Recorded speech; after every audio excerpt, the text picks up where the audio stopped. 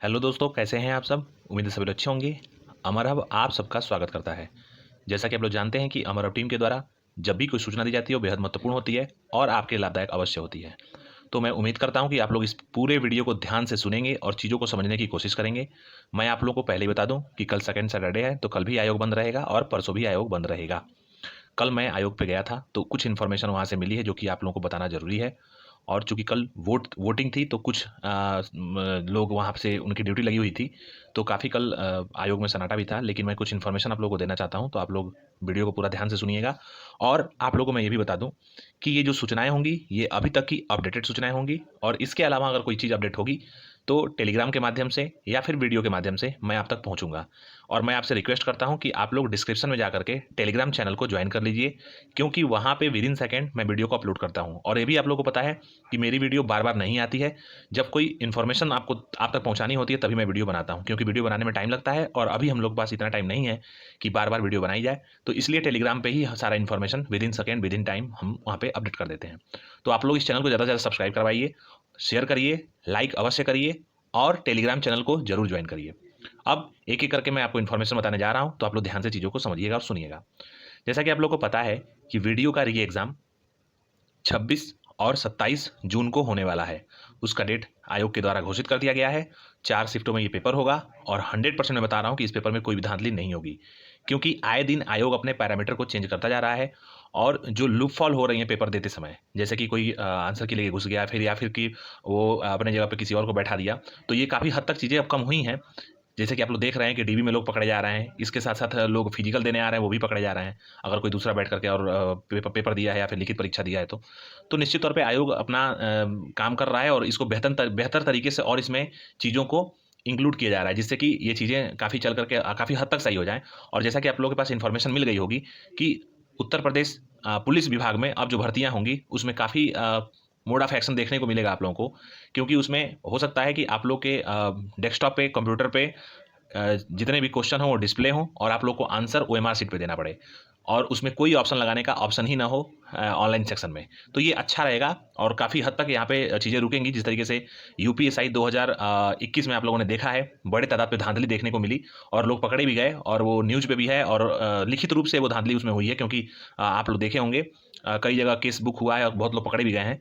तो ये सब धांधली को रोकने के लिए सरकार और संबंधित विभाग अपने काम को अच्छे से कर रहे हैं। तो हो सकता है कि अब पेपर जो आगे वाले पेपर हों, जैसे कि वीडियो का पेपर होने वाला है, तो उसमें ज़्यादा सावधानी बरतनी पड़ेगी आयोग को, क्योंकि ये पेपर ऑलरेडी लूप फॉल होने की वजह से और धांधली होने की वजह से एक बार 5 साल के लिए टल चुका है, यानी कि एक बार पेपर ये कैंसिल हो चुका है। तो 100% चांसेस है कि ये पेपर बहुत अच्छे से कराया जाएगा और इसमें काफ़ी चीज़ें सतर्कता से बरती जाएंगी। तो आप लोग अच्छे से अपनी तैयारी को करते रहिए। हाँ, मैं बता दूं, 18/5/2016 की नोटिस आप लोगों को बहुत जल्द ऑफिशियल वेबसाइट पे देखने को मिल जाएगी। आयोग प्रतिबद्ध है, और जो नए सचिव साहब हैं ये आयोग को छोड़ने से पहले जितने भी बैकलॉग में चीज़ें हैं उसको क्लियर कर देंगे, जिस तरीके से वो कर भी रहे हैं। जितने भी पेंडिंग रिजल्ट्स थे सारे रिजल्ट आ चुके हैं, और कुछ एक रिजल्ट बचे हुए हैं वो भी आने वाले दिनों में आ जाएंगे आपके सामने। और इंटरव्यूज़ काफ़ी हो चुके हैं और कुछ हद तक इंटरव्यू बाकी है, वो भी आने वाले महीने में कंप्लीट हो जाएगा। मैं आपको बता दूं कि मैंने बहुत पहले बता दिया था आप लोगों को कि जो असिस्टेंट स्टैटिकल ऑफिसर का फॉर्म भरवाया गया था 2016 में, जो कि सीधी भर्तियों के अंतर्गत था 18/5/2016 में। तो आप लोगों ने हो सकता है कि आप लोगों में से बहुत लोग ऑफिशियल साइट के माध्यम से और उसके साथ साथ सोशल साइट के माध्यम से आप लोगों ने आरटीआई को देखा होगा। उन आरटीआई के माध्यम से यही कहा जा रहा है, जो मैंने आपको बताया था, पहले ही बता दिया था, 3-4 महीने पहले ही बता दिया था वो इन्फॉर्मेशन। उसी चीज़ को आयोग आरटीआई के माध्यम से बता रहा है कि जो अभ्यर्थी हैं जिनके डॉक्यूमेंट सबमिट कराए गए थे असिस्टेंट स्टैटिकल ऑफिसर के लिए, जितने मानक के अनुसार बच्चे होने चाहिए, एक सीट पे 4 या 5 के तादाद में जो कि इंटरव्यू के लिए कॉल किया जाए उनको, उतने बच्चे आयोग को नहीं मिल पाए हैं। तो आयोग क्या कर रहा है कि उनकी जो कट ऑफ पिछली बार गई थी उनसे और कट ऑफ डाउन करके, और उनकी एक लिस्ट आने वाली है और फिर से उनसे डॉक्यूमेंट मंगाए जाएंगे।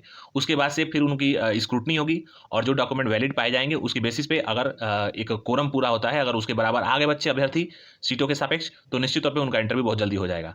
लेकिन उसके पहले पहले कुछ डॉक्यूमेंट आयोग के पास जा चुके हैं, शॉर्ट लिस्टिंग हो चुकी है और वैलिड स्टूडेंट उनको मिल चुके हैं, तो उनके इंटरव्यू 25 मई से शुरू हो रहा है। मैं आपको इन्फॉर्मेशन दे दूं, ये इन्फॉर्मेशन हर जगह आपको नहीं मिलेगी।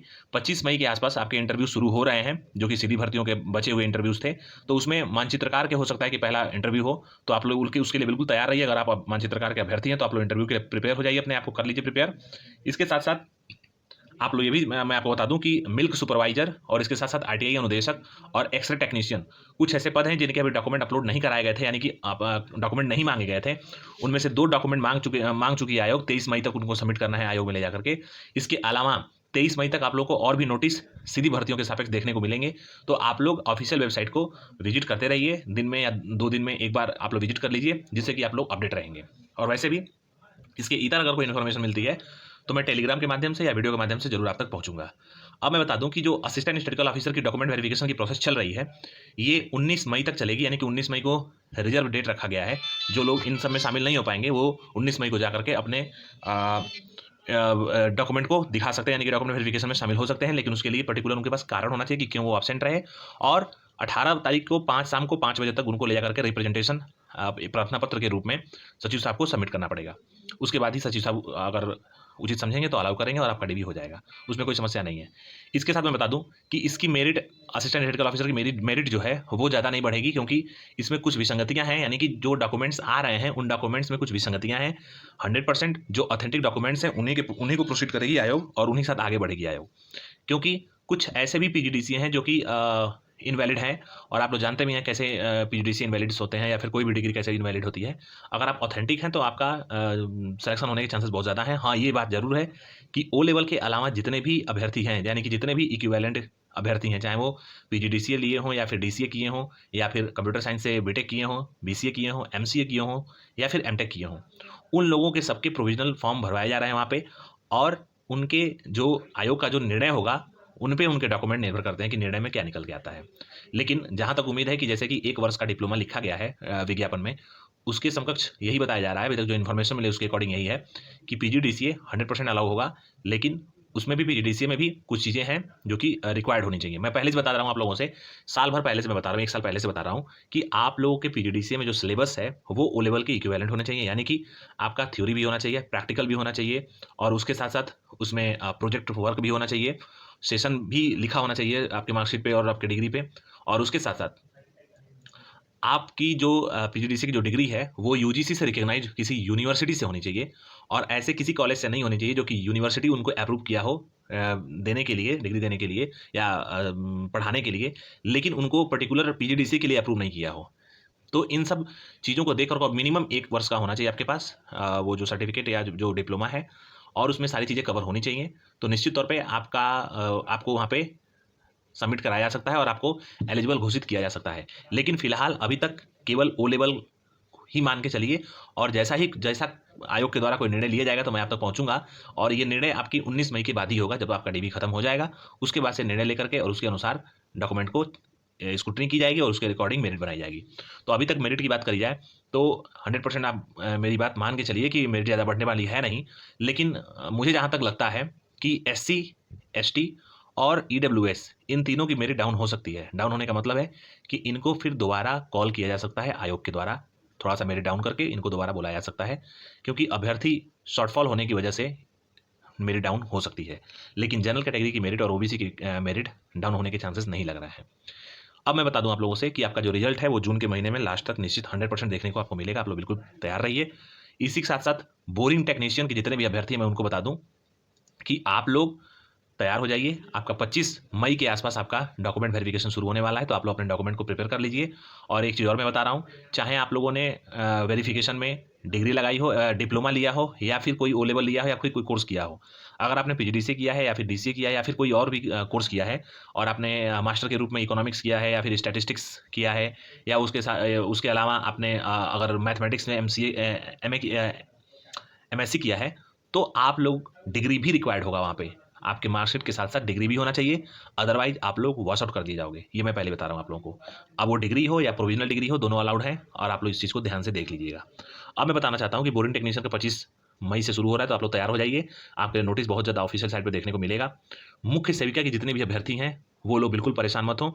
अभी शासन से कोई भी अनुमति आयोग को नहीं मिला है कि इस पर किस तरीके से कार्रवाई की जाए, लेकिन मैं बता रहा हूँ कि 90% चांसेस यही हैं कि जिस तरीके से आपका फॉर्म भरा गया है और जो विज्ञापन है पहले का, जो नियमावली है, उसी के अकॉर्डिंग काम आगे बढ़ेगा। लेकिन अभी तक शासन स्तर से कोई भी सूचना आयोग को नहीं मिली है। लेकिन आप लोग अपना प्रिपरेशन करते रहिए। आपका पेपर जुलाई तक 100% हो जाएगा। तो इसके लिए आप लोग बिल्कुल तैयार रहिए, मुख्य सेविका के जितने भी अभ्यर्थी हैं। और बिल्कुल ये टेंशन छोड़ दीजिए कि आपका पीईटी के बेसिस पे कितने मार्क्स होने चाहिए या क्या होना चाहिए, सबको कॉल किया जाएगा। और अगर 2-4 नंबर भी है आपके तो आप लोग प्रिपरेशन करते रहिए। आईटीआई अनुदेशक का पेपर अभी स्क्रूटनी चल रही है और इनका जो पेपर है वो अभी थोड़ा सा टाइम लग सकता है। हो सकता है कि अगस्त या सितंबर के महीने में आपका पेपर हो, तो आप लोग उसके लिए तैयार रहिए, क्योंकि आपका डॉक्यूमेंट वेरिफिकेशन पहले ही आयोग के द्वारा करा लिया जा रहा है। तो आपकी भी प्रोसेस अगर देखा जाए तो कुछ चीज़ें पहले ही हो जा रही हैं, तो जिसकी वजह से आपका जब पेपर होगा तो उसके बाद रिजल्ट आकर के और आपका सिलेक्शन 100% बहुत जल्दी दे दी जाएगी, आपका सिलेक्शन हो जाएगा, नियुक्ति दे दी जाएगी। तो उसके लिए परेशान मत होइए। जैसा कि जूनियर इंजीनियर की बात करा जाए अगर, तो 2018 में आप लोगों से 27 मई को पेपर है। कुछ लोगों को 16 के आसपास लोगों को बुलाया गया पेपर देने के लिए। और आपका जो एडमिट कार्ड है वो आपके रजिस्टर्ड स्पीड पोस्ट से आपके जो आपने फॉर्म भरते समय जो एड्रेस दिया था उस एड्रेस पे पहुंचा दिया जाएगा आयोग के द्वारा। और 27 मई को पेपर है, उसके बाद से आपका रिजल्ट बहुत जल्द देखने को मिलेगा। हो सकता है कि जून के मिड तक, यानी कि 15 जून के आसपास आपका रिजल्ट देखने को मिल जाए। तो जूनियर इंजीनियर 2018 के अभ्यर्थी बिल्कुल तैयार रहें। आपका रिजल्ट 100% 15 जून तक निकाल दिया जाएगा आयोग के द्वारा, क्योंकि आपके भर्ती पे भी काम बहुत तेजी से होगा। सबका स्कैनिंग हो चुकी है और केवल यही जो बच्चे पेपर देंगे इनका स्कैनिंग करके और आगे प्रोसीड कर दिया जाएगा। अब मैं बताना चाहता हूं कि जेई 2016 का रिजल्ट बनने के लिए अभी 13 मई कल है और कल निकाय चुनाव के परिणाम आने वाले हैं। और जस्ट इसके बाद ही आपके रिजल्ट पे काम शुरू होगा। कुछ प्रिलिमिनरी काम हो चुका है और फाइनल काम बचा हुआ है, जैसे कि अलाइनमेंट का काम बचा हुआ है, तो वो 100% कल के बाद से आपका शुरू हो जाएगा, यानी कि मंडे से शुरू हो जाएगा। और यकीन मानिए आपका रिजल्ट इसी महीने में 25 मई के आसपास आपका रिजल्ट निश्चित तौर पर आ जाएगा। तो आप लोग बिल्कुल तैयार रहिए। आपकी मेरिट में सबसे पहले बता दूंगा एक्सपेक्टेड। अभी फिलहाल कोई इन्फॉर्मेशन नहीं मिली जिसकी वजह से मैं आपको बताऊं, और ऐसे हवा में तीर मारना मेरा काम है नहीं, अटकाना भटकाना लटकाना ये सब आता नहीं है। तो जितने भी लोग मुझे पर्सनली मैसेज कर रहे हैं टेलीग्राम पे और कमेंट बॉक्स में मैसेज कर रहे हैं, तो मैं उनसे रिक्वेस्ट करना चाहता हूं कि आप लोग बिल्कुल परेशान मत होइए। सबसे पहले मैं कटा बताऊंगा कि कटा फाइनल किया जाने वाली है, और 100% आप लोग जानते हैं कि जो मैं कटा बताता हूं उसी के आसपास कट ऑफ रहती है। ये मेरा ट्रैक है और आप लोग जानते भी हैं। जो लोग पहले से जुड़े हुए हैं वो चीज़ों को समझ रहे होंगे कि कैसे चीज़ें कैसे होती हैं। तो आप लोग बिल्कुल इस चैनल से जुड़े रहिए। अब मैं इसके साथ बताना चाहता हूँ कि जितने भी मंडी के परिषद के अभ्यर्थी हैं, मंडी परिषद के अभ्यर्थियों को मैं बता दूं कि अभी आप में कुछ प्रशासनिक चीज़ें बची हुई हैं जिसकी वजह से आपका रिजल्ट नहीं आ पा रहा है। और अभी मान के चलिए कि क्लियरेंस नहीं मिला है। जब तक क्लियरेंस नहीं मिलेगा शासन से, और जो जांच कमेटी है, जब तक उनसे क्लियरेंस नहीं मिलेगा तब तक आयोग इस पे अगला निर्णय नहीं करेगा। तो हो सकता है कि आपके रिजल्ट पे थोड़ा सा टाइम लगे, लेकिन जैसे ही आपका रिजल्ट आने वाला होगा मैं आपको इन्फॉर्म कर दूंगा। तब तक के लिए आप लोग बिल्कुल परेशान मत होइए। और 80% चांसेस है कि आपका पेपर दोबारा नहीं होगा, आपका रिजल्ट आएगा, जो गलत लोग हैं उनको वॉश आउट कर दिया जाए। लेकिन अगर कोई ऐसी चीज़ें बनती हैं और काफ़ी हद तक अगर चीज़ें गलत पाई जाती हैं, तो 100% जिस तरीके से वीडियो का री एग्जाम हो रहा है उसी तरीके से आपका भी एग्जाम होने के चांसेस हैं। लेकिन ये चांस बहुत कम है और 80% आपका रिजल्ट ही आएगा, दोबारा पेपर नहीं होगा। तो उसके लिए बिल्कुल परेशान आप लोग मत होइए। अब मैं बताना चाहता हूँ कि जितने भी लोग यूपी पुलिस अभ्यर्थी हैं आप में से, मैंने बहुत पहले वीडियो बनाया था यूपीएसआई और यूपी पुलिस के बारे में, और इन्फॉर्मेशन भी दिया था आप लोगों को। तो मैं बता दूं कि यूपी पुलिस का जो भर्ती प्रक्रिया है अब वो शुरू होने वाला है और बहुत जल्द आपका विज्ञापन निकाला जाएगा विभाग के द्वारा। तो जून के महीने में हो सकता है कि आपका विज्ञापन आ जाए। तो आप लोग जितने भी यूपी कांस्टेबल हैं, आप लोग अपनी प्रिपरेशन करते रहिए, लेकिन अपने एज को काउंट कर लीजिएगा, क्योंकि अब ये देखने वाली बात होगी कि एज काउंटिंग कब से हो रही है। क्योंकि कुछ लोग तो बेचारे ऐसे होंगे कि अगर 2021 में वो एलिजिबल होंगे तो इस समय करीब 2 साल हो गया, तो वो लोग तो अपने ओवर एज हो गए होंगे। तो इस चीज़ को देखने वाली बात होगी कि किस डेट से काउंटिंग होती है एज की। तो इसको देखते हुए ही आप लोग अपना प्रिपरेशन करिएगा। अदरवाइज और भी भर्तियां हैं और भी सारे ऐसे बहुत सारे चांसेस हैं कि जो आप लोग उसमें गजब कर सकते हैं। तो आप लोग आगे की प्रिपरेशन को करते रहिए, और जैसे ही विज्ञापन निकलेगा तो आप लोग उसके एज फैक्टर को देखते हुए अपनी प्रिपरेशन को इसमें करिएगा। लेकिन अभी फिलहाल आपके सामने बहुत सारे इसके अलावा ही पेपर होंगे, तो उसके लिए प्रिपरेशन करते रहिए। लेकिन बहुत जल्दी चीज़ें प्रक्रिया आने वाली हैं, और उत्तर प्रदेश पुलिस में हो सकता है कि आने वाले दिनों में जो भर्ती प्रक्रिया हो वो अब जो जैसे कि धांधलियाँ होती थी पहले और सुनने में आता था सोशल मीडिया के माध्यम से, वो चीज़ें कम हो, क्योंकि पुलिस विभाग इस सब चीज़ों पे काम कर रहा है और अपने कार्य प्रणाली में मॉडर्नाइजेशन करने की कोशिश कर रहा है। तो अगर ये चीज़ें होती हैं तो बहुत अच्छा रहेगा आपके लिए भी और मेरिट पे भी, क्योंकि जब चीज़ें स्वच्छ रूप से होती हैं तो मेरिट ज़्यादा नहीं जाता है। आप लोग इस चीज़ को समझते ही होंगे।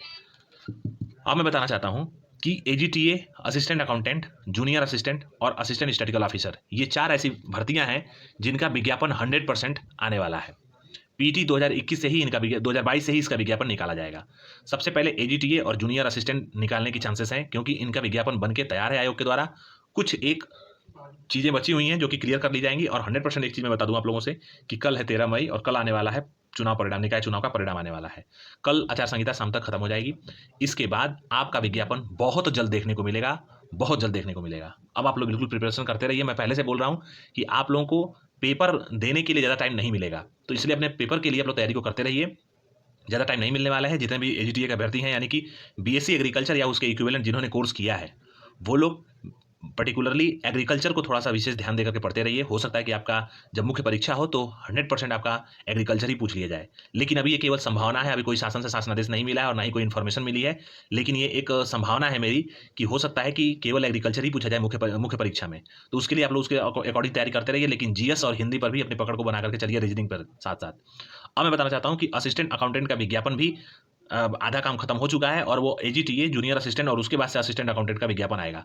तो जितने भी लोग असिस्टेंट अकाउंटेंट वाले हैं और वो बेचारे बहुत परेशान हैं, बहुत दिनों से इंतजार कर रहे हैं, तो वो बिल्कुल परेशान ना हो, आपका भी विज्ञापन पीटी 2022 से देखने को मिलेगा। असिस्टेंट स्टैटिस्टिकल ऑफिसर का जो विज्ञापन आने वाला है वो 1700 प्लस पद हैं इसमें। तो आप लोग भी प्रिपरेशन करते रहिए। यानी कहने का मतलब है कहीं ना कहीं असिस्टेंट अकाउंटेंट और असिस्टेंट स्टैटिस्टिकल ऑफिसर, एएसओ और असिस्टेंट अकाउंटेंट, ये दोनों सिमिलर पोस्ट हैं। मतलब कि 2800 ग्रेड पे असिस्टेंट अकाउंटेंट का, 4200 ग्रेड पे एएसओ का है। लेकिन जो इनका सिलेबस होता है और जो इनकी रिक्वायरमेंट होती है वो कहीं ना कहीं सिमिलर होती है। लेकिन बस यही है कि मास्टर डिग्री मांगा जाता है एएसओ में और ग्रेजुएशन डिग्री मांगा जाता है असिस्टेंट अकाउंटेंट में। लेकिन आप लोग बिल्कुल प्रिपरेशन करते रहिए। ये 4 विज्ञापन तो 100% आयोग के द्वारा इसी पीटी 2022 से निकाले जाएंगे। इसके अलावा जो विज्ञापन आने वाले हैं उसकी इन्फॉर्मेशन मैं आने वाले समय में दे दूंगा। उसके लिए आप लोग बिल्कुल परेशान मत होइए। और मैं आपको बता दूं कि जितना भी इन्फॉर्मेशन मैं आपको बताया हूँ ये अभी तक का अपडेटेड इन्फॉर्मेशन था।